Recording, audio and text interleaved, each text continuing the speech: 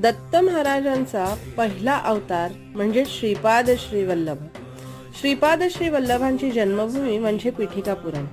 श्रीपाद श्रीवल्लभ 1320 मध्ये या भूमीवर त्यांनी अवतार घेतला. श्रीपाद श्रीवल्लभांच्या समयी श्री शंकर भट्ट नावाचे कन्नडी ब्राह्मण होते. त्यांनी श्रीपाद श्रीवल्लभ चरित्र अमृत लिहिले. काही उल्लेख केला होता की बापनाचार्यूच्या 33व्या पिढीच्या काळात श्रीधर स्वामींच्या परंपरेतील शिष्य श्री सज्जनगड रामास्वामी हे माझ्या जन्मस्थानी माझ्या दिव्य पादुका स्थापन करतील आणि तेथे श्रीपाद श्रीवल्लभ महासंस्थान निर्माण होणार. त्यानुसार 1988 मध्ये पादुका स्थापन झाल्या. 1992 मध्ये दत्त महाराजांची मूर्ती, श्रीपादांची मूर्ती आणि नरसिंह सरस्वतींची मूर्ती स्थापन झाली आणि 2007 मध्ये चमत्कार झाला. तो नेक्स्ट पार्ट.